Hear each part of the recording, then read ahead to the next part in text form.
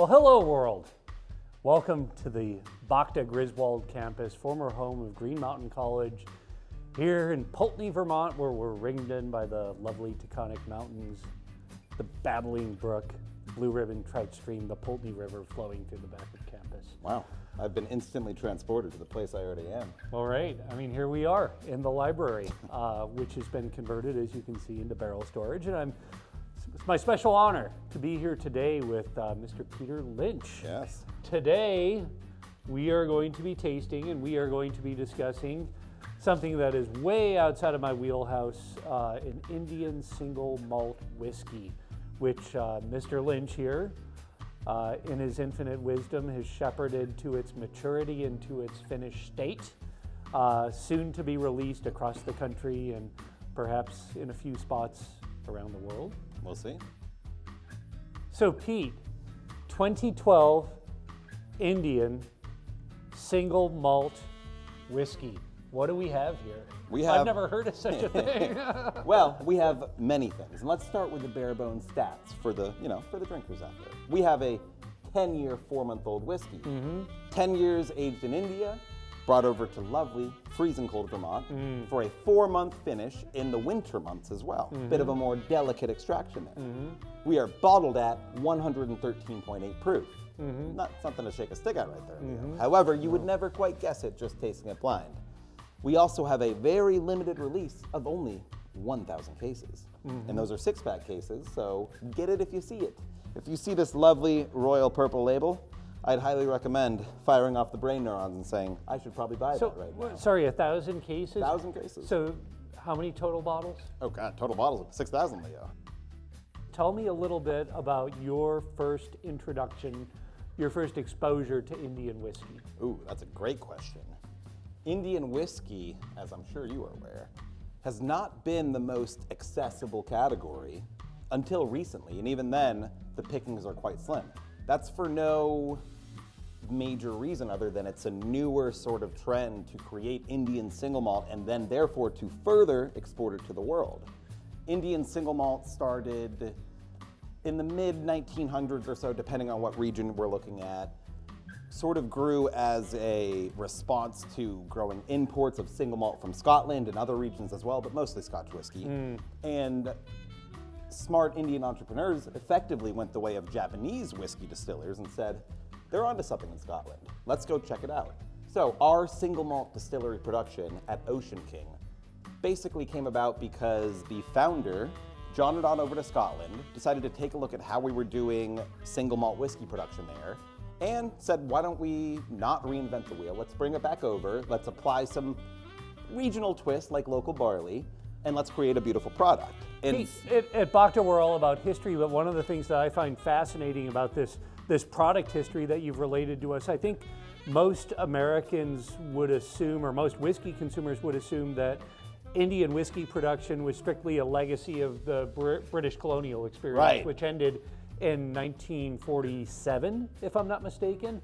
But I think what you're suggesting is this was a rather newer endeavor that's at least at somewhat of a remove from the colonial experience. Exactly, and I'm no expert on history, but I dabble, and you're not wrong to assume that. A lot of British and therefore potentially Scottish influence on the continent and country at the time. However, this single malt whiskey, Indian-based, developed almost independently of that. It was entrepreneurial in its ethos, and it sort of evolved off this growing drinks/spirits industry movement in India, where people were starting to say, I'd like to try, a Scotch and soda like they're drinking over in Britain, perhaps. So the colonial influence less so, the British sort of UK influence overall more so. However, what's also interesting is single malt developed in India in various regions independently of one another itself. For instance, as I mentioned, our friends at Ocean King developed their own single malt because the founder decided to pop on over to Scotland, take a look at how things were going there, and recreate that in his own distillery. Now, he came a bit after some other distilleries did, but he was creating his own regional style because it was less of this overall, let's make Japanese whiskey, here's the way we do it, let's do it because they're doing it and they're doing it well, and more so, We grow barley in India. We can source in all these various items we require to create world-class whiskey. Why don't we give it a go? Can you talk a little bit about the distinction between a pot still, a column still, how that relates to the manner in which this particular spirit was produced, and also say something about malting? Yeah. Both what it means to have a malted whiskey and what single malt, Sure. which is something a little bit different. Yeah, we'll just talk about single malt production on the whole. Really, There you go. Single malt whiskey is almost exclusively created across the world from 100% malted barley. Now, barley is a grain. We may be aware of that. But most people have no idea what malted means. They might have eaten a malted milk ball back in the day, but still doesn't tell you much, does it? No. Malting is a pretty simple process. We basically, as humans, are smarter than grain, so we can trick this grain into thinking it's time to grow by steeping it in a big old tank of water. The grain starts to think it's spring. Really, Sprouts. it's the simplest way to look at it, and it will sprout, exactly. When it sprouts, it will begin to produce enzymes. Enzymes being small little proteins that catalyze reactions, make them happen faster.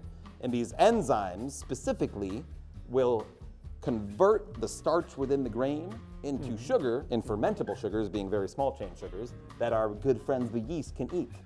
So malting is Can eat and then And produce, yes. excrete as a byproduct. alcohol, flavor, carbon dioxide, and heat, exactly the good things that we want. Now malting, we obviously don't want this thing to grow into an actual stock of grain, so we will heat it. Yeah, well, you never know. We will heat it to stop that process, effectively killing off that germination process. Now, to take that one step further, in most peated Scotch whiskies, the heat source will be peat, which is earth, basically, that is, going to be rich in these microorganisms. It's turf. They go out into the Yeah, it's swamps bog. in Scotland It's really and Ireland, bog, and they dig out. I can't help chunks but of think turf. you've done They- that yourself before on one of your many trips, my friend. I remember the first time I went to Ireland, and it was in the early 90s, and I'm not sure if they still, it's 30 years later, and the country's obviously made huge leaps from an economic standpoint.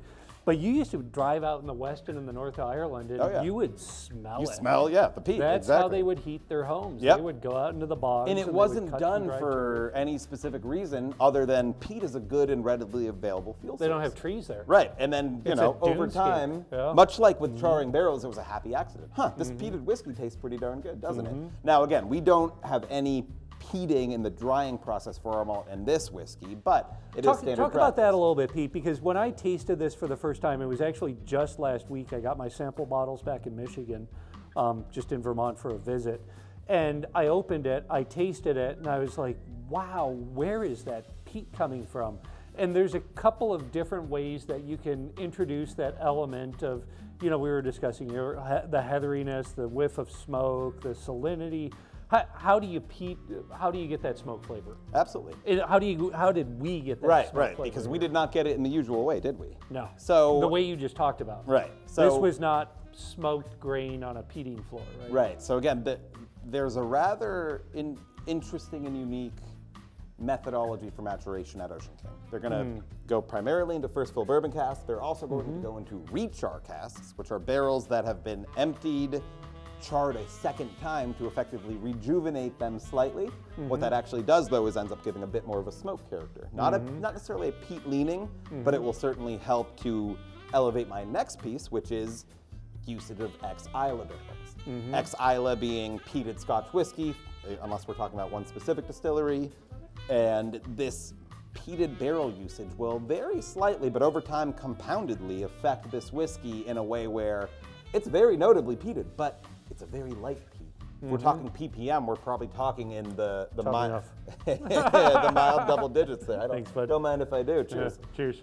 And that smoke character for me is very delicate, very light, and it does not serve to overshadow a lot of the other flavors like tropical fruit, like a great nuttiness. Pete, the first thing that hit me as I was tasting this today was actually like a dried pineapple Yeah. type okay, flavor, there you which go. is much, I mean, that's sort of like your lowland fruit, I guess. Right. Yeah, the and Stateside malted type. barley is a beautiful grain because it can go in any number of directions. After the malting process in single malt production, we will then brew a distiller's beer from 100% malted barley. So every bit of flavor coming from the grain is coming from that barley malt itself.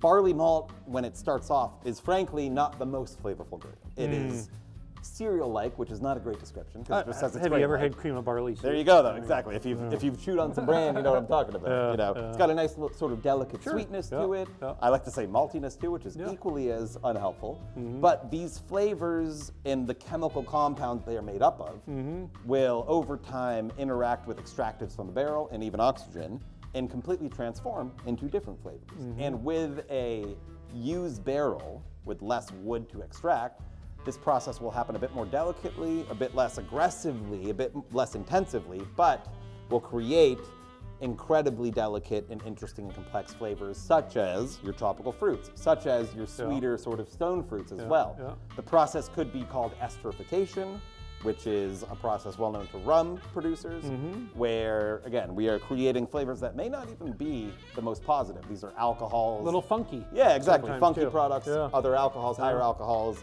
After allowing enough time in the barrel, and in a hot environment, these processes are going to happen a bit The quicker. rough stuff is burned off. and the good Exactly. stuff We'll is left. lose a lot of these higher alcohols, or we will gain from them as they change completely into positive flavor compound. Well, Pete, you've said that you're hoping to top this with the next Indian release. You've set yourself a very high We'll bar. see, right?